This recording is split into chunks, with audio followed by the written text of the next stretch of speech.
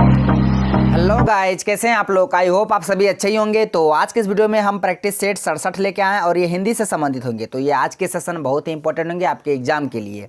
तो चलिए शुरू करते हैं। पहला क्वेश्चन आप सभी के लिए कि रीति का बहुवचन दिए गए विकल्पों में से कौन सा है। जो रीति वर्ड है इसका आपको बहुवचन बनाना है। रीति का बहुवचन तो बता दें, रीति का जो बहुवचन होगा रीतियाँ होगा। क्या होगा? रीतियाँ। तो रो में दुर्गई, तो में हर्षई, यो आकर चरम दो रीतियाँ। तो यहाँ पे देखिए, यहाँ में रो में हर्षई, तो में दोनों जगह हर्षई तो नहीं होगा। उसको यहाँ रीति दिया, ये भी नहीं होगा। रीतियों, ये भी नहीं होगा। इसका सही आंसर ऑप्शन बी हो जाएगा, रीतियाँ। रीति का बहुवचन रीतियाँ। इसी तरह का अगर हम 3-4 वर्ड लेते हैं उदाहरण के तौर पर, हमको समझा देते हैं। जैसे लड़की, घड़ी, छड़ी, ये सब जो वर्ड है इसका अगर बहुवचन बनाइएगा, लास्ट में क में कौन सी मात्रा है? दुर्घई की मात्रा है।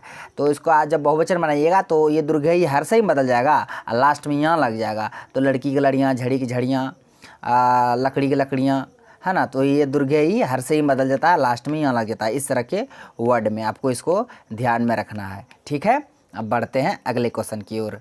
क्वेश्चन है कि निम्नलिखित में से कौन सा शब्द बहुवचन है। ये आपको पता नहीं, 4 ऑप्शन में कौन सा वर्ड है जो बहुवचन है। ऑप्शन में दिया कलम, पाठक, प्राण, सड़क।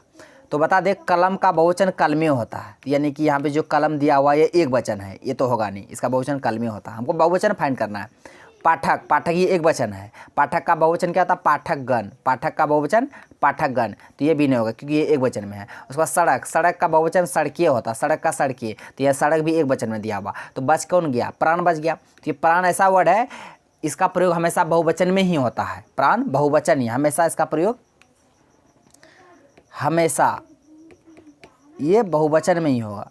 बहुवचन में ही इसका प्रयोग होगा। किसका? ये तालब से हमेशा बहुवचन में ही होगा, में ही होगा। किसका प्रयोग? प्राण वर्ड का प्रयोग। ये प्राण हमेशा बहुवचन में होगा। इसके अलावा कलम दिया था एक वचन, पाठक भी एक वचन था, सड़क भी एक वचन था, लेकिन हमको बहुवचन फाइंड करना था। तो यह बहुवचन सी में था, प्राण। कलम का कलमे, पाठक का पाठकगण, सड़क का सड़कें। नेक्स्ट है कि अपना हित चाहने वाला के लिए कौन सा शब्द होगा। जो केवल अपना हित ही चाहता है उसके लिए कौन सा शब्द होगा उपयुक्त, आपको बताना है। ठीक है, ऑप्शन में देखिए क्या क्या दिया हुआ है। अधित दिया हुआ, अध्यता दिया है, स्वार्थी दिया है, स्वयंसेवक दिया हुआ है। तो इसका करेक्ट आंसर हो जाएगा ऑप्शन सी, यानी कि स्वार्थी। स्वार्थी, स्वार्थी मतलब क्या होता है? जो केवल अपना हित चाहता है, अपना हित चाहने वाला। अपना हित, इसको रुकिए अच्छा से लिख देते, मत कहिएगा लिखते भी गलती है। अपना हित चाहने वाला, उसे हम लोग कहेंगे स्वार्थी।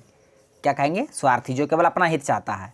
उसके बाद अधित, अधित जो दिया हुआ है इसका मतलब होता है अध्ययन किया हुआ। अधित मतलब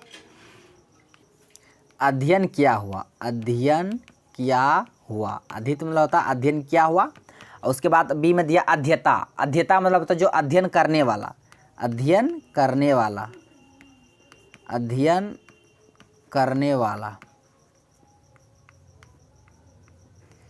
अध्ययन करने वाला। अधित मतलब होता अध्ययन किया हुआ, अध्यता मतलब अध्ययन करने वाला। स्वार्थी मतलब जो अपना हित चाहता है, केवल अपना हित चाहता है, उसे स्वार्थी कहेंगे। और उसका स्वयं सेवक किसे कहेंगे? कि अपनी इच्छा से दूसरे की सेवा करना, यानी कि अपनी इच्छा से दूसरों का सेवा करना, सेवा करना, अपनी इच्छा से दूसरों का सेवा करने से स्वयं सेवक बोलेंगे। ये चारों बातों को आपको याद रखना है। ठीक है, अब बढ़ते हैं अगले क्वेश्चन की ओर। क्वेश्चन है कि नाच ना जाने आंगन टेढ़ा, लोकोक्ति का अर्थ क्या होगा। नाच ना जाने आंगन टेढ़ा, इस लोकोक्ति का आपको अर्थ बताना है। ठीक है, ऑप्शन में दिया काम बिगाड़ देना, कोई काम ना करना, काम ना जानना और बहाने बनाना, आंगन टेढ़ा होने के कारण नाच ना पाना। तो बता दें, नाच ना जाने आंगन टेढ़ा लोकोक्तियों का अर्थ होता है काम ना जानना और बहाना बनाना। जिस तरह मान के चलिए हम इसको सेंटेंस के मतलब से समझाते हैं कि देखिए, मतलब सीता नाम को कोई लड़की मान लीजिए ना, वो सबसे कहती फिरती थी कि हम बहुत नृत्य में माहिर हैं, हम बहुत नृत्य जानते हैं, बहुत अच्छा नृत्य जानते हैं।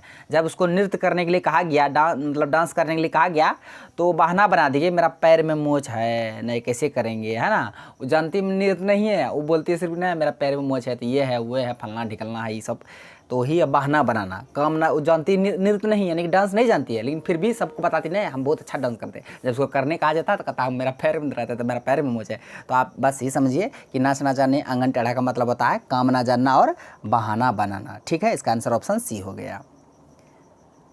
नेक्स्ट है सम्राट का स्त्रीलिंग रूप क्या होगा। सम्राट, सम्राट वर्ड है सम्राट, इसका स्त्रीलिंग होता है सम्राज्ञी। क्या होता है? सम्राज्ञी। यहाँ पे देखिए, यहाँ पे सम्राज्ञी दिया, यहाँ सम्राज्ञी दिया हुआ, या स्व में आकर नहीं दिया, यहाँ पे स्व में आकर। तो सम्राज्ञी जो होगा स्व में भी आकर होगा, म में भी आकर होगा, म्र में आकर, गो दीर्घई, सम्राज्ञी।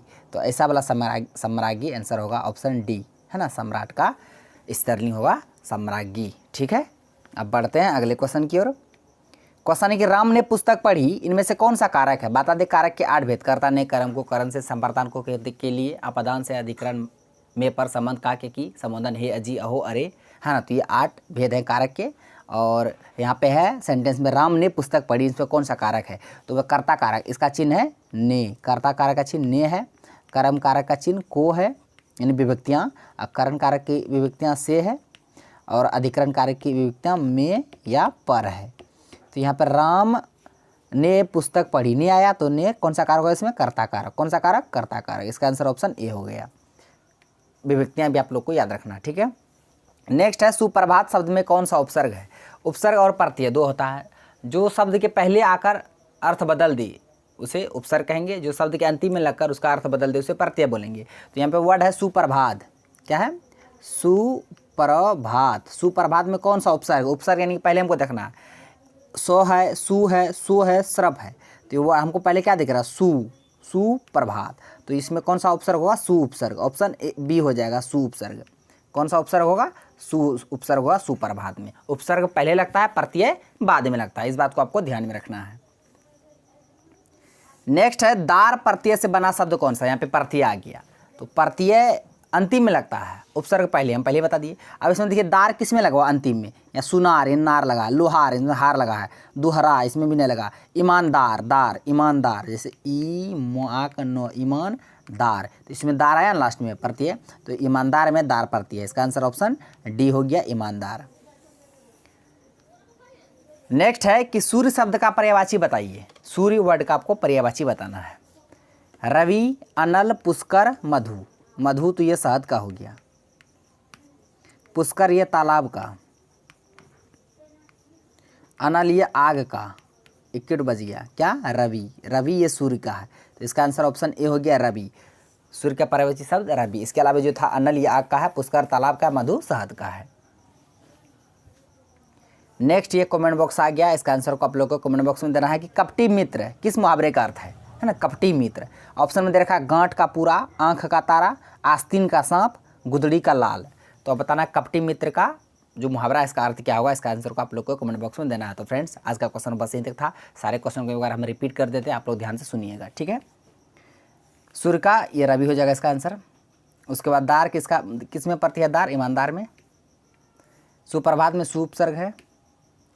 राम ने पुस्तक पढ़ी, इसमें कर्ता कारक है। उसके बाद सम्राट का सम्राज्ञी होगा। उसके बाद नाचना जरने अंगन टेढ़ा का अर्थ होता है कामना जानना, बहाना बनाना। उसके बाद अपना हित चाहने वाला स्वार्थी बोलेंगे उसको। और उसके बाद इसमें कौन सा बहुवचन? वो हमेशा प्राण वर्ड हमेशा बहुवचन में ही प्रयोग होता है। और उसके बाद रीति का बहुवचन रीतियाँ हो जाएगा। तो थैंक्स फॉर वॉचिंग वीडियो, धन्यवाद। अब मिलते हैं नेक्स्ट वीडियो में नेक्स्ट टॉपिक के साथ। तब तक के लिए जय हिंद।